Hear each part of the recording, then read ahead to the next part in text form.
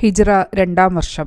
ശരത്കാലത്തിന്റെ ആരംഭമാണ്. അബൂ സുഫ്യാന്റെ നേതൃത്വത്തിൽ വമ്പിച്ചൊരു വ്യാപാര സംഘം ഷാമിലേക്ക് പുറപ്പെട്ടതായി നബി സല്ലല്ലാഹു അലൈഹി വസല്ലമയ്ക്ക് അറിവ് ലഭിച്ചു. അവരെ തടയുക എന്നുള്ള ലക്ഷ്യത്തോടുകൂടി ഉഷൈറ എന്ന് പറയുന്ന സ്ഥലത്തേക്ക് നബി സല്ലല്ലാഹു അലൈഹി വസല്ലമ പുറപ്പെട്ടു. എന്നാൽ മുസ്ലിങ്ങളുടെ സംഘം അവിടെ എത്തുന്നതിന് 2 ദിവസം മുമ്പ് തന്നെ വ്യാപാര സംഘം കടന്നുപോയിരുന്നു. ആ ഭാഗത്തുള്ള ചില ഗോത്രങ്ങളുമായി സഖ്യത്തിൽ ഏർപ്പെട്ടതിനു ശേഷം നബി സല്ലല്ലാഹു അലൈഹി വസല്ലമയും സംഘവും മദീനയിലേക്ക് മടങ്ങി. ഷാമിലേക്ക് പോയ കച്ചവട സംഘം മടങ്ങി വരേണ്ട സമയമായിരിക്കുന്നു. അവർ മടങ്ങി വരുമ്പോൾ അവരെ തടയുക എന്നുള്ള ലക്ഷ്യമാണ് മുസ്ലിങ്ങൾക്കുള്ളത്. ഈ ഒരു സംഘത്തെക്കുറിച്ചുള്ള വിവരം ലഭിക്കുന്നതിന് വേണ്ടി Thwalhath bin Ubaidullah, Saeed bin Sayyid റളിയല്ലാഹു അൻഹുമ തുടങ്ങിയവരെ നബി സല്ലല്ലാഹു അലൈഹി വസല്ലമ നിയോഗിക്കുകയാണ്.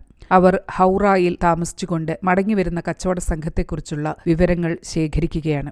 എന്നാൽ ഈ ദൂതന്മാർ മദീനയിൽ എത്തുന്നതിന് മുമ്പ് തന്നെ ഈ കച്ചവട സംഘത്തെക്കുറിച്ചുള്ള ചില വിവരങ്ങൾ നബി സല്ലല്ലാഹു അലൈഹി വസല്ലമയ്ക്ക് ലഭിച്ചിരുന്നു. മക്കയിൽ സാമ്പത്തിക ശേഷിയുള്ള എല്ലാ ആളുകൾക്കും ഈ കച്ചവടച്ചരക്കിൽ ഓഹരിയുണ്ടെന്നും താരതമ്യേന വലിയൊരു കച്ചവടച്ചരക്കാണ് ഇവരോടൊപ്പം ഉള്ളത് എന്നുമുള്ള വിവരം നബി സല്ലല്ലാഹു അലൈഹി വസല്ലമയ്ക്ക് ലഭിച്ചു. മടക്കയാത്രയിൽ വ്യാപാര സംഘം ഹൗറായിൽ എത്തിയിരിക്കുകയാണ്. അവിടെ വെച്ച് നബി സല്ലല്ലാഹു അലൈഹി വസല്ലമയും സംഘവും മദീനയിൽ നിന്നും യാത്ര തിരിച്ച വിവരം അബൂ സുഫ്യാന് ലഭിക്കുകയാണ്. 30-40 പേരുടെ മാത്രം സംരക്ഷണമുള്ള വ്യാപാര സംഘം മുസ്ലിങ്ങളുമായി ഏറ്റുമുട്ടിയാലുണ്ടാകുന്ന പ്രത്യാഘാതം ഗുരുതരമായിരിക്കും എന്ന് അദ്ദേഹത്തിന് അറിയാം. അതിനാൽ വ്യാപാര സംഘത്തെ മുസ്ലിങ്ങൾ തടഞ്ഞിരിക്കുകയാണ് എന്ന് ഖുറൈശികളെ ധരിപ്പിക്കാനും അതിന്റെ രക്ഷയ്ക്ക് ഉടൻ ആളുകളെ അയച്ചു കൊടുക്കണമെന്ന് ആവശ്യപ്പെടാനും വേണ്ടി ലംലം ബിൻ ഗിഫാരി എന്ന് പറയുന്ന ആളെ അബൂ സുഫ്യാൻ കൂലി കൊടുത്ത് മക്കയിലേക്ക് അയക്കുകയാണ്. മക്കയിൽ പ്രവേശിക്കുന്നതിന് മുമ്പ് തന്നെ തന്റെ ഒട്ടകത്തിന്റെ ചെവികൾ അറുക്കുകയും മൂക്ക് ഛേദിക്കുകയും സ്വന്തം വസ്ത്രം മുന്നിലും പിന്നിലും പിച്ചി ചീന്തുകയും ചെയ്തു